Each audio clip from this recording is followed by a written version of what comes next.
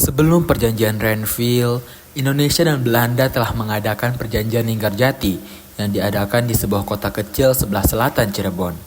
Isi perjanjian Linggarjati ialah Belanda mengakui secara de facto Republik Indonesia dengan wilayah kekuasaan yang meliputi Sumatera, Jawa, dan Madura. Republik Indonesia dan Belanda akan bekerja sama dalam membentuk negara Indonesia Serikat dengan nama Republik Indonesia Serikat atau RIS, yang salah satu bagiannya adalah Republik Indonesia.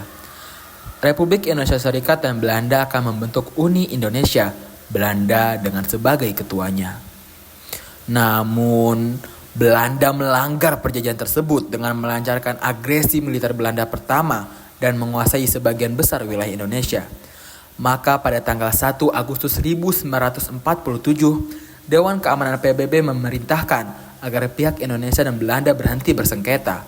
Maka dibentuklah Komisi Tiga Negara atau KTN yang beranggotakan negara Australia yang dipilih oleh Indonesia, negara Belgia yang dipilih oleh Belanda, dan negara Amerika Serikat yang dipilih oleh Australia dan juga Belgia.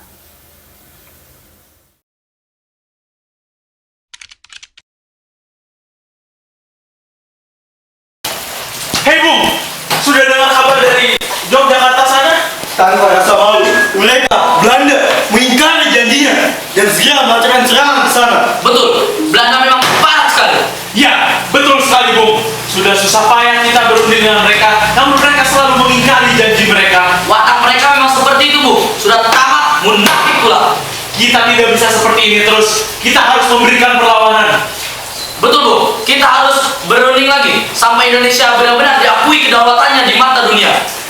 Kita harus berdiplomasi lagi demi kedaulatan negara kita. Saya setuju, Bu. Merdeka! Merdeka!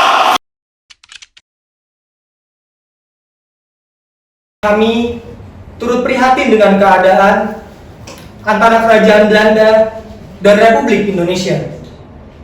Maka dari itu, Dewan Keamanan PBB memerintahkan agar pihak Indonesia dan pihak Belanda melakukan perundingan ulang bersama negara yang akan mewakili dalam KTN.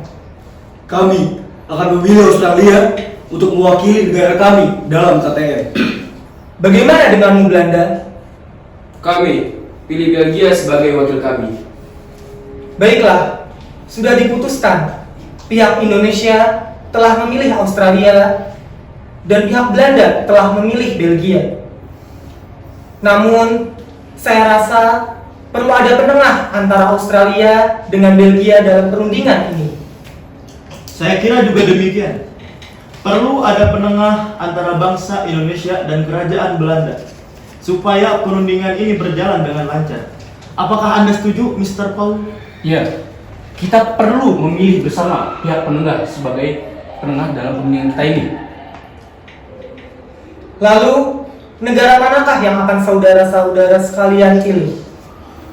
Bagaimana dengan Amerika Serikat? Amerika. Ya, saya sependapat dengan Anda. Mari kita pilih Amerika sebagai pihak penengah. Setuju.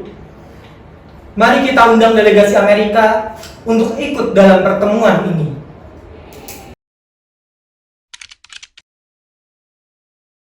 Saya, Frank Porter Graham, dari Amerika, mengundang Anda sekalian untuk melakukan pertemuan ini di atas geladak kapal kami, Renville. Apakah kalian berkenan? Setuju.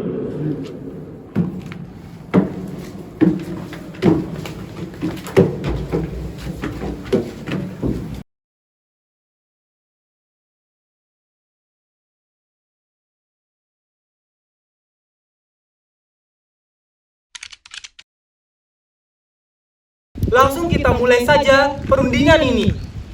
Silakan keamanan PBB delegasi untuk menyampaikan pendapatnya.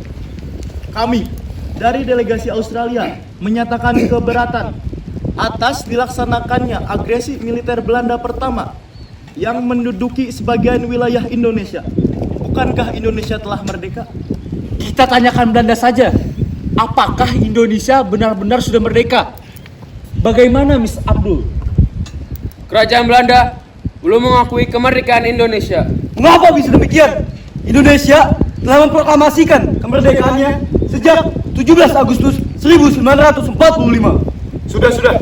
Bukankah kita bersama di sini pihak Belanda dan pihak Indonesia? Benar. Sebaiknya kita ambil jalan tengahnya saja. Bagaimana, Mr. Amir? Apa usulan Anda? Kami minta Belanda untuk pergi dan mengakui bahwa seluruh tanah Indonesia telah merdeka. Tidak. Belanda hanya mengakui daerah Indonesia atas Jawa Tengah, Yogyakarta, sebagian kecil Jawa Barat, dan Sumatera. Mr. Amir, sementara Belanda telah mengakui sebagian wilayah di Indonesia, apakah itu lebih baik daripada terjadi pertumpahan darah terus-menerus? Benar, seharusnya tentara RI ditarik terlebih dahulu dari wilayah kekuasaan Belanda untuk menghindari pertempuran lebih lanjut. Ya, benar. Saya setuju dengan pendapat Mr. Paul. Sepertinya pendapat tersebut dapat diterima. Sepertinya perundingan ini sudah mendapatkan jawaban. Kiranya hasil perundingan ini adalah 1. Belanda hanya mengakui daerah Republik Indonesia atas Jawa Tengah, Yogyakarta, sebagian kecil wilayah Jawa Barat, dan Belanda, dan Sumatera.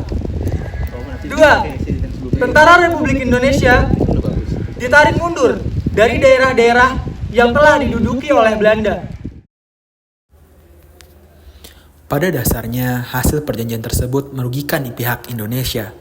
Namun perwakilan Indonesia tetap menerima dengan beberapa pertimbangan, antara lain menghindari serangan Belanda karena amunisi mulai menipis, menghormati keputusan KTN sebagai wakil PBB, menyusun kekuatan militer kembali, dan juga menarik simpati dari dunia internasional. Namun naasnya Belanda kembali mengingkari perundingan dengan melancarkan agresi militer 2 pada 19 Desember 1948 dan berhasil menduduki ibu kota Indonesia saat itu, yaitu Yogyakarta. Setelah agresi militer 2, diadakan lagi beberapa perundingan, yaitu perundingan Roboyen dan konferensi Meja Bundar.